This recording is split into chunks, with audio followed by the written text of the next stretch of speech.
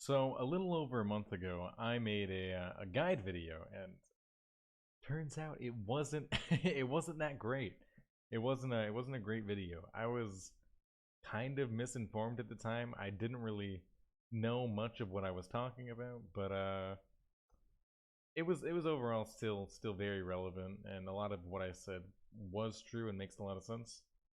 But I just want to give a general update on my gear, my macros, my skills, my pets, what I run, and why I run it. So first off, let's get my gear. I'm running a tri-set legendary with a hat, legendary hat, 11 magic attack, a socketed Kanduras for tier 5 offense, a 4.6 boss legendary top, panic, all panic set, uh, 10 magic attack bottoms. I'm running a American swings because the piercing proc is incredible value, and the attack speed is also incredible on wizard. Very happy with American swings. I'm running a plus 15 Merpa staff with 2.6 pierce, 10 magic pierce. I could have gotten higher bonus attributes, but when I first started upgrading this, I don't really know what I was doing. But I'm overall still happy with this. I haven't actually been able to roll like a fantastic pair of earrings yet. So got like an entire bank full of garbage Abso earrings. But for now, I'm sticking with my 3.5 pierce savagery earrings with tier 5 offense. It's just like a filler for now. I've got a 1.9 pierce 3 boss damage Abso belt. Got a 4.2 magic piercing panic gloves legendary. And then I've got an Abso ring with 1.9 pierce 2 accuracy. Double socketed for a tier 2 offense and a tier 1 offense. And then 3 boss damage shoes. So that's my gear. it's not too big of a deal, nothing too serious. But I'm gonna get into why I run it. So for anybody who doesn't really know, you run 3 legendary items because you get a set effect from running 3 where you get 250 bonus attack and 10 extra max spirit. In case you can see down here, I've got 110 spirit instead of 100. So it's pretty incredible. 250 bonus attacks a lot. So you're missing out if you're not going to run 3 set, especially if you've been able to clear CMOC and CDev, because you just get a lot from them. Next up, I run a Kanduras because Kanduras is going to be best in slot for quite a while.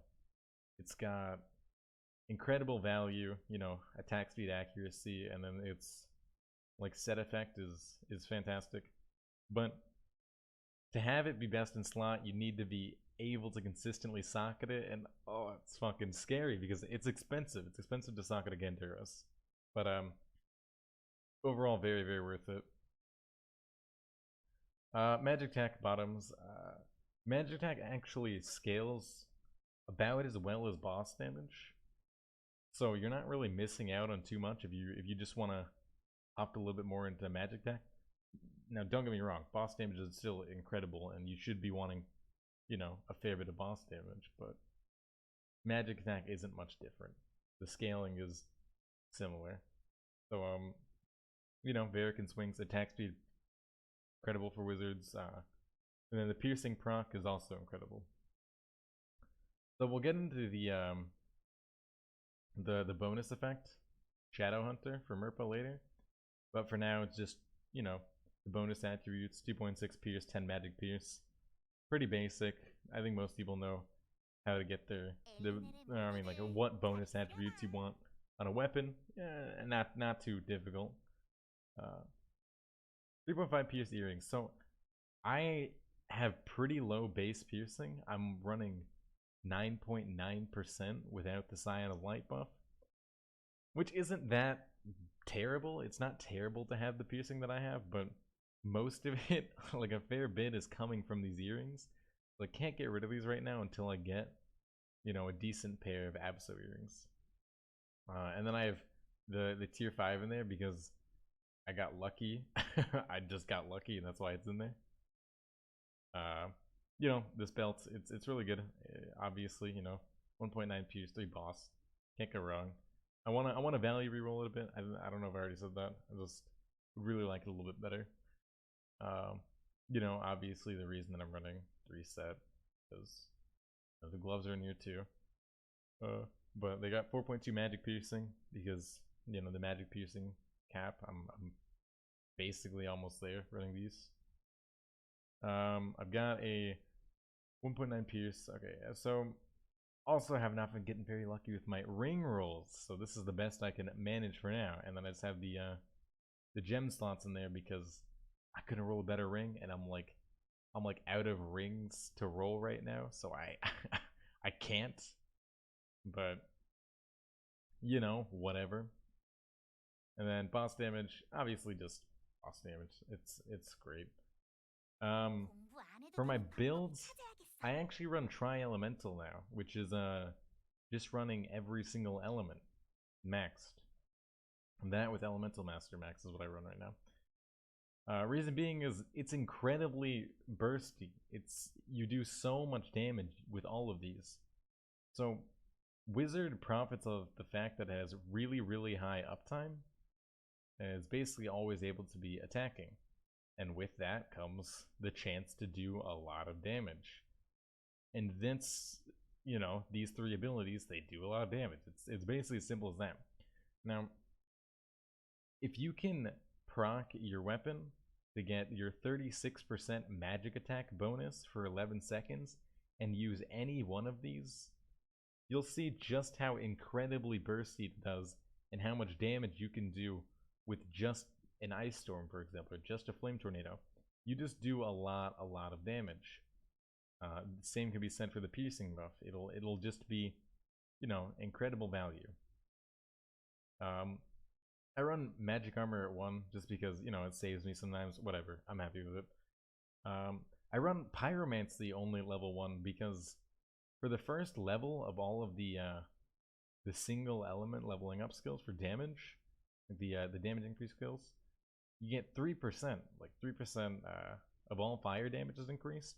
But past that, it only increases by 1% increments. So I'm only gonna keep it at my 1 right now because 3% is insane value. Don't really want to miss out on that. You know, I'm completely content. You know, this build, this is what I run now. For anybody curious, my macros are basically the same as well. I run 1 for Ice Spear, 1 for Flame Wave, and 1 for Teleport. So I will explain why I run these macros in case you don't know. So for Flame Wave and Ice Spear, if you are holding any one of the directional keys while looking in the direction of where you want to cast your macro, so let's say Flame Wave is on my A key, right, as it is. If I'm looking in this direction and I press Flame Wave while using the directional keys, it goes about twice as fast as normal. So here's normal. Here's macroing. Normal, macro. So same thing goes for Ice Spear. Here's normal. Here's macroing. Normal, and then macroing. So, you know, just a neat little tip in case you didn't know that already. And then I run teleport on a macro because there's actually a slight delay between teleports unless you put it on a macro. And then you can teleport a little bit faster in between blinks. I don't know why that's the way it is, but you know, it helps. It helps a little bit. Pretty happy with that. Oh yeah, my pet. So I've got a. I just caught this the other day. I caught an epic pet. It doesn't have the greatest bonus attributes for me. If that was magic attack, oh my god, I would love this.